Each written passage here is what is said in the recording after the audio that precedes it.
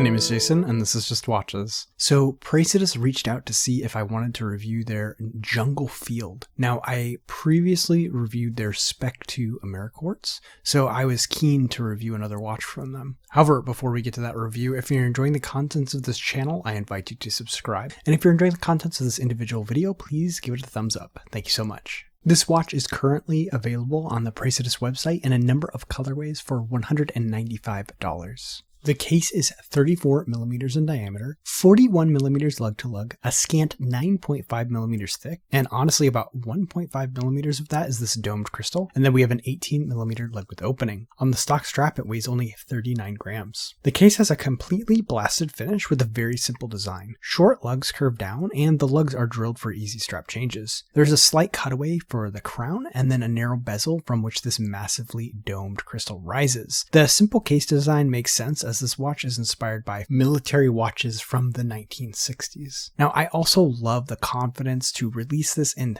34mm. I adore this smaller size as it's historically accurate and also a treat on my 6 3/4 inch wrist. The stock strap starts at 18mm and does not taper. The top is very robust canvas and the backing is leather. This feels like a super solid strap and was comfortable right away. There are quick release spring bars for easy strap changes in case you do want to change things up, however. The hardware is unsigned but has the same dark gray blasted finish as the case. The only two negatives about the strap is that it's quite long on my 6 3/4 inch wrist, and then the holes are a decent ways apart, so it might be a little tricky to get just the right fit. The case back is a very simple snap design. I like they actually kept all the branding on the case back and off the dial altogether. It's a really cool choice. And then this watch also has 50 meters of water resistance and was assembled in the USA. This watch is powered by the VH31 Mecha Quartz, and while this is a quartz watch, you actually do get a sweeping second hand here instead of the 1 tick per second that you usually get with a quartz movement. I actually love this movement because you get the accuracy of a quartz,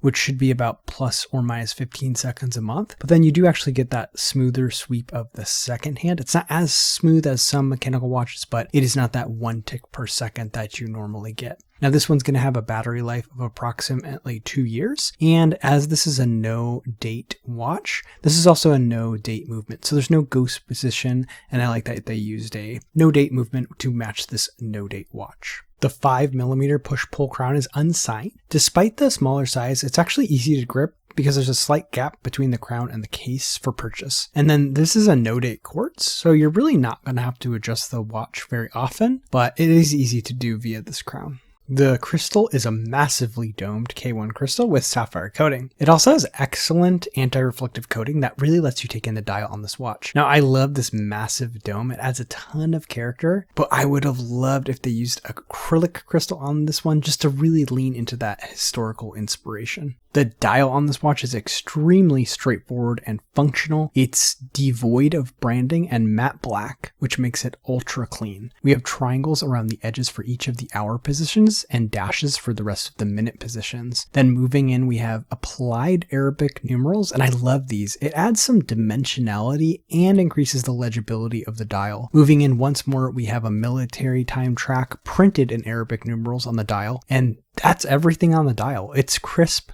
clean, legible, and symmetrical, and I think it looks great. The sword style hour and minute hands are high polish with syringe tips and filled with lume. I actually like the choice to go high polish on these as it helps with legibility against the dial. The minute hand reaches all the way out to the dashes around the edge of the dial, and the second hand is also nice and long. The second hand is all high polish with a short lollipop counterbalance. Now the combination of hands and dial make this watch extremely legible. The lume on the dial is quite solid on this watch, but the hands don't quite last as long. I would have liked to see more parity between the dial lume and hand lume as far as duration, but I do appreciate that they went ahead and loomed everything on this dial.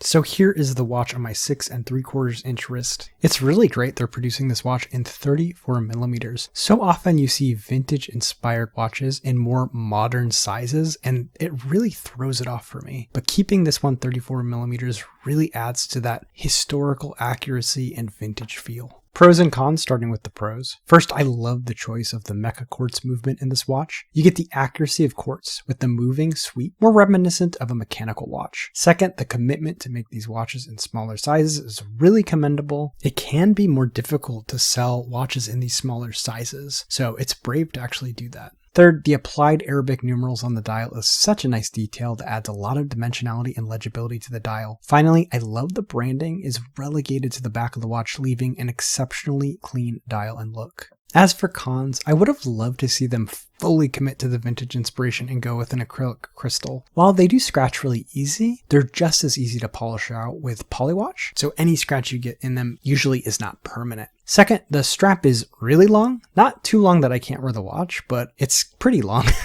which is kind of funny because the watch is only 34 millimeters. So I'd love to see maybe a choice between two strap options on purchase, maybe one longer and one shorter for smaller wrist sizes. As for comparables, for more you could get a quartz khaki field from Hamilton for about $400. This does come in a 33 millimeter size. For about the same price, you could get a Bertucci field watch. Now, I have not had a chance to handle that brand, but I have heard good things about it. And then for a very affordable option, you could consider the Timex Expedition. Just keep in mind that one is going to be a larger watch at 40 millimeters.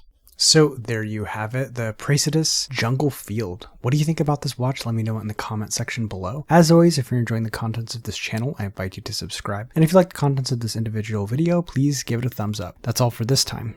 My name is Jason, and you have been watching Just Watches.